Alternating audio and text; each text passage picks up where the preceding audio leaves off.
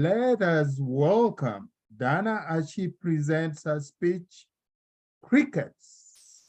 Dana? As I searched the ever-knowing internet, there are a variety of answers for how many types of humor there were, ranging from 9 to 15. Some examples: self-deprecating, making fun of yourself; surreal, the Monty Python type; wit wordplay, Ken, I don't need to say anything else; bodily, fart jokes; dark, difficult themes. I related to most of these, except surreal. Monty Python just isn't my jam. Maybe because a story actually needs a point. Movies like Napoleon Dynamite doesn't have. However, now think about this for a second. I want you to write this down. If you have never watched the Ghosts in the Stalls video, I need you all to stop right now and write down Ghosts in the Stalls. And this will get you to delve into my sense of humor.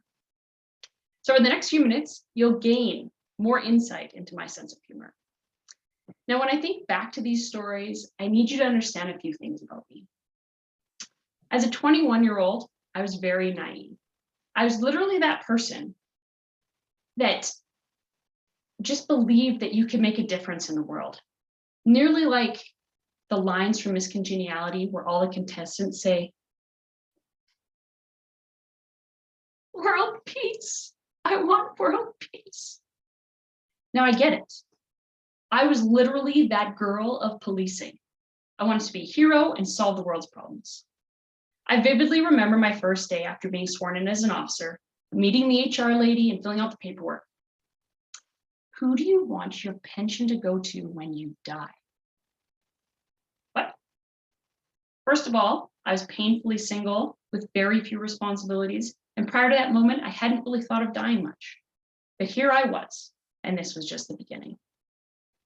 So as you know, I am a question person. I have lots of them. One day I was sitting in lineup when some sexual terminology came up regarding a file, and I had no idea what it meant. So I did what any rational person would do. I put up my hand to a whole team of 15 men sitting around that table and asked my question. Now you can imagine the room. Vacant stares. Everyone was avoiding me. No one wanted to be in that position. You could literally hear it. Yes, that was crickets. No one answered. But you wait, I did get my answer a little bit later.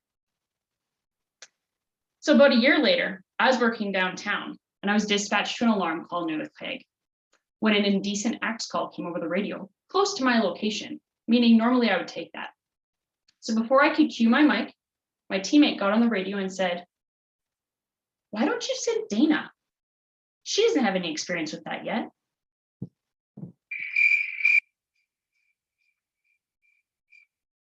No one said a word, just awkward silence. I, of course, knew that he meant the call and not me personally, so I broke the silence, because I'm a good person like that, and offered to help. My colleague later found me, apologized, and explained he did not mean that, how it sounded. I didn't hold it over for his head for long, but I did hold it over his head. So as you can see, police humor can have a variety of things, including situational and word choice. One of my friends will never look at a celebratory song the same way again.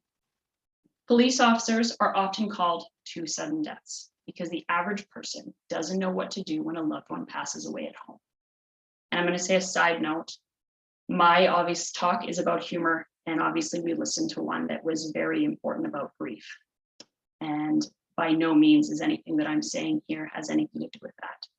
But I want you all to know that when we go to those types of calls, they're solemn. They're a solemn time for the family, and we do our best to be the most respectful that we can and give the respect that that family deserves. So you can imagine the horror in my friend's eyes while talking to this wonderful family when his phone goes off unexpectedly. And it doesn't just beep or chime. No, it blasts out. "Celebrate good times, come on." No one prepares you for that lesson. It's something only a few will have to learn, but that he learned it well. And let's just say his phone was never on again. And this leads me to my historical call. I was working at the front desk and I got this call. The person was super rude. I'm sitting there trying to get information from him and he's like, I want to talk to a real cop. I'm a real cop. I'm just working the front desk today. No, I really want to talk to a real cop. I would like you to transfer me to somebody. Sir, basically you have to talk to me. I send it up to dispatch and you will have someone who is able to attend your call. No, I really want to speak to a real cop. And obviously I'm I'm a little uppity. I can imagine most of you, if they said you're not a real person or you're not a real, I don't know, anything that you actually are. And it was difficult. And I was like, okay, I really need you to tell me what your call is. He got somber. And he says, I had someone touch me. Now, of course, in this moment, I would never make light of this situation. And I could kind of get why he was awkward or wanting to talk to someone different. So I changed my tone. And I started asking the questions that needed to be to get information to dispatch. Sir, may I get your name? Bill. Sir, may I get your last name? Issue. Can you spell that for me? A-S-H-I-O. Okay, may I get your phone number, your address, your date of birth? And I got all the information I needed about the person. As I explained, I will be right back. I'm going to put you on hold, but I will be back to ensure that he felt comfortable. I called dispatch and told them I had a sexual assault call. The dispatcher said, okay, and asked for the name. I said, Phil. And I said, I'm going to spell the last name because it's a little more difficult. Dispatcher stopped me and said, Dana, say the name out loud. I was like, what? What do you mean say the name out loud? Bill. No, Dana, say the full name out loud. Billashi.